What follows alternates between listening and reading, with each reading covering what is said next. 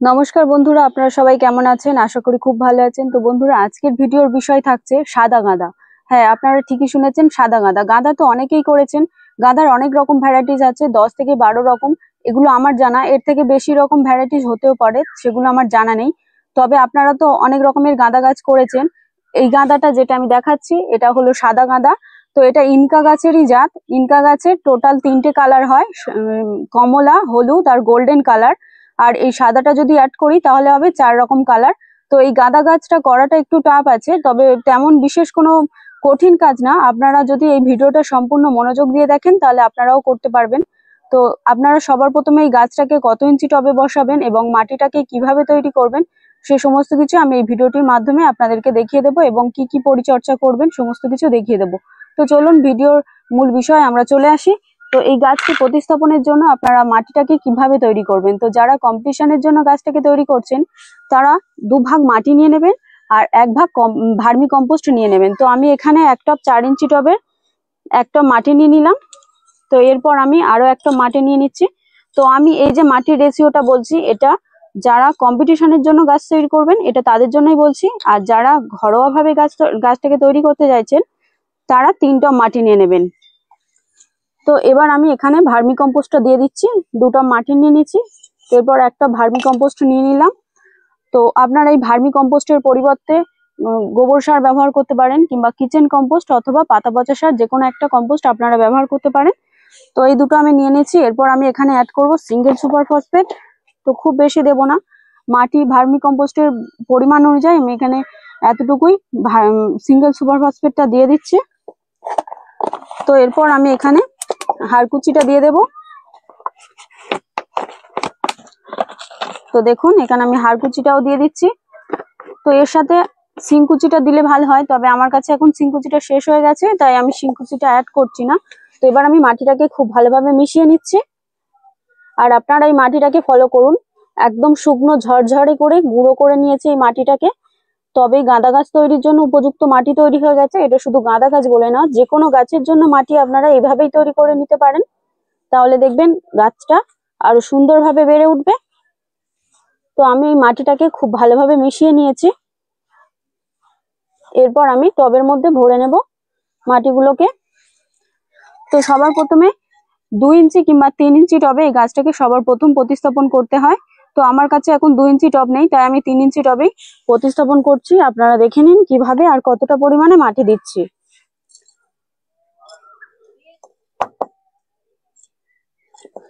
তো দেখুন এইভাবে আমি মাটিটাকে ভরে নিয়েছি। একে একে আমি প্রতিটা টব মাটি ভরে নিয়ে তারপর আমি আপনাদেরকে গাছগুলোকে তুলে টবের মধ্যে প্রতিস্থাপন করে দেখিয়ে দেব।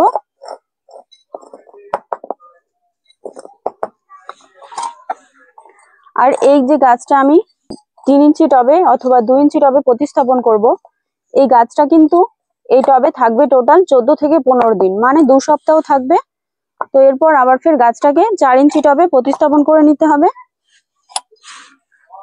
4 ইঞ্চি টবেও সেম হবে, 14 থেকে 15 দিন মতো গাছটাকে রেখে দেব সেকেন্ড পটিং এ। তারপর আমরা ফাইনাল টবে প্রতিস্থাপন করে নেব। তো আমি যেহেতু গাছটাকে কম্পিটিশনে দেব, আর আপনারা যারা যারা গাছটাকে কম্পিটিশনে দেওয়ার জন্য তৈরি করছেন তারা অবশ্যই করে 10 ইঞ্চি টবে প্রতিস্থাপন করবেন, ফাইনাল প্রতিস্থাপন। আর যারা ঘরোয়া ভাবে গাছটাকে তৈরি করছেন তারা 6 ইঞ্চি, 7 ইঞ্চি কিংবা 8 ইঞ্চি টবে গাছটাকে প্রতিস্থাপন করবেন।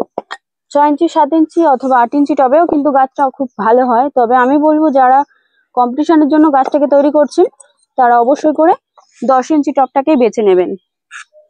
তো এই যে গাছটা দেখছেন, এই গাছগুলো সচরাচর খুব কমই দেখা যায়, আর এই গাছগুলোর বাজারে মূল্য হয়ে থাকে 10 থেকে 12 টাকা। তো এই গাছটা আমি 10 টাকা দিয়ে কিনে এনেছি।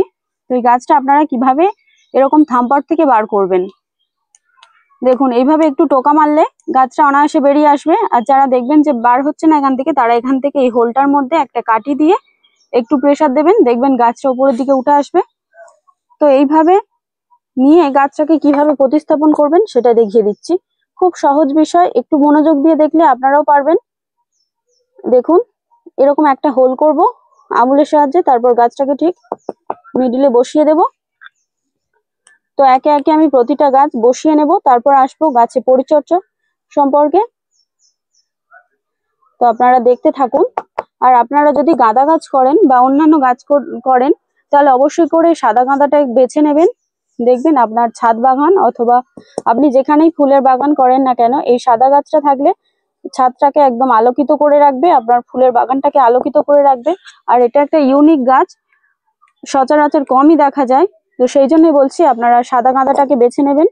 এটা দেখতেও খুব সুন্দর লাগবে অন্যান্য ফুলের পাশাপাশি, দেখে আপনারও মনটা ভীষণ ভরে যাবে। তাই সাদা গাঁদা অবশ্যই একটা দুটো হলেও করবেন। তো একে একে আমি গাছটাকে প্রতিস্থাপন করে নিয়েছি, প্রতিটা গাছ।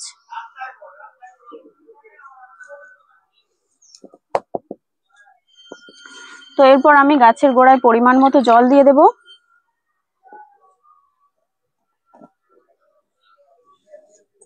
দেখুন কতটা পরিমাণে জল দিচ্ছি, এমন ভাবে জল দিতে হবে যাতে গাছটা জলের মধ্যে না ডুবে যায়। তো এইভাবে আপনারাও জলটা দিয়ে দেবেন।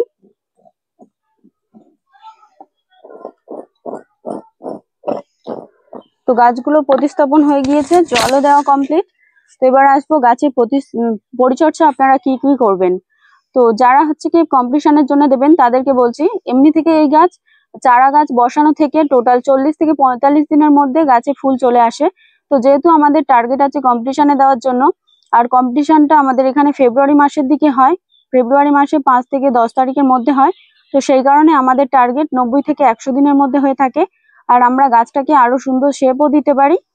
তো এই যে গাছটা আমি আজকে বসালাম, আজকে থেকেই আমি গাছটাকে লাইট খাওয়াবো। তো এই লাইটটা খাওয়ালেও দেখবেন আপনারা গাছে কুঁড়ি চলে আসে। তবুও যেহেতু গাছটা আমাদের 90 থেকে 100 দিনের টার্গেট থাকে, তবুও গাছে আমরা যতই লাইট খাওয়াই না কেন গাছে কুঁড়ি চলে আসে। তো সেই কারণে কি করতে হবে, গাছের কুঁড়িগুলোকে আমরা কেটে ফেলবো। তো এইভাবে আমরা গাছটাকে ঝাড় করে নেব, তারপর আমরা একসাথে প্রচুর পরিমাণে ফুল পাবো। তো এই লাইটটা আপনারা কি কি লাইট ব্যবহার করবেন এবং ঠিক কতটা উচ্চতাতে রাখলে লাইটটা ঠিকঠাক ভাবে গাছটা ঠিকঠাক ভাবে সালোক সংশ্লেষ প্রক্রিয়া করতে পারবে, সেগুলো বলছি, একটু মনোযোগ দিয়ে শুনুন। তো এই 3 ধরনের লাইট আপনারা ব্যবহার করতে পারবেন। 1 নাম্বার হচ্ছে ওয়ার্ম লাইট, তো এই লাইটটা ব্যবহার করতে পারেন, অথবা আপনারা সাদা এলইডি লাইট ব্যবহার করতে পারেন। নয়তো আপনারা হচ্ছে যে লাইট গুলো দেখবেন একটু হলদে টাইপের হয়, 100 ওয়াটের যে বাল্ব গুলো যেগুলো দিয়ে দেখবেন ক্যারাম বোর্ড খেলায়, সেই লাইট গুলো আপনারা ব্যবহার করতে পারেন।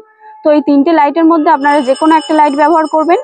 তো এই লাইটটা দিলে গাছ যেমন দিনের বেলায় সালোক সংশ্লেষ প্রক্রিয়া করতে পারছে, গাছের খাবার তৈরি করতে পারছে, ঠিক তেমন রাতের বেলাও গাছ খাবার তৈরি করতে পারবে আর গাছ ধীরে ধীরে বেড়ে উঠবে। তো সেই কারণে আপনারা লাইটটা দেবেন। আর এই লাইটটা আপনারা ঠিক কতটা উচ্চতায় রাখবেন, এই যে উচ্চতাটা রাখবেন আপনারা 3 থেকে 3.5 ফুট কিংবা 4 ফুটের মধ্যে লাইটটাকে রাখতে পারেন। আর এই যে লম্বা চওড়ায় যে দূরত্বের মধ্যে আপনারা রাখবেন সেটা হলো 5 ফুটের মধ্যে লাইটটা রাখলে তাহলে গাছটা খুব ভালোভাবেই সালোক সংশ্লেষ প্রক্রিয়াটা করতে পারবে। তো এবার আসছি গাছে আর কি কি পরিচর্যা করবেন আপনারা। তো গাছে আপনারা হচ্ছে কি, যেহেতু এই গাছটা আমি 3 ইঞ্চি কিংবা 2 ইঞ্চি টবে আপনারা বসাবেন, তো এই গাছটা বসানোর পরে 4 থেকে 5 দিন পরে গাছের গোড়ায় খোল জল দিতে হবে, খুব হালকা করে পাতলা করে গুলে নিয়ে একবারই দেবো। তো আর দেবো হচ্ছে ডিএপি দানা। তো ডিএপি দানাটাও যেহেতু এটা 2 ইঞ্চি কিংবা 3 ইঞ্চি টব, তাই টব অনুযায়ী 3টে কিংবা 4টে আমরা ডিএপি দানা দেবো, আর এটাও কিন্তু একবারই দেবো। আর এই গাছটা টোটাল থাকবে এই টবে 14 থেকে 15 দিন, মানে 2 সপ্তাহ থাকবে। তো এই 2 সপ্তাহের মধ্যে আমরা একবার খোল জল দেবো আর একবার ডিএপি দানা দেবো। তো এরপর গাছটাকে আমরা 4 ইঞ্চি টবে প্রতিস্থাপন করব। আর 4 ইঞ্চি টবে প্রতিস্থাপন করার সময় সেম ভাবে মাটিটাকে তৈরি করব এবং সেম ভাবেই একবারই খোল জল দেবো আর একবারই ডিএপি দানা দেবো।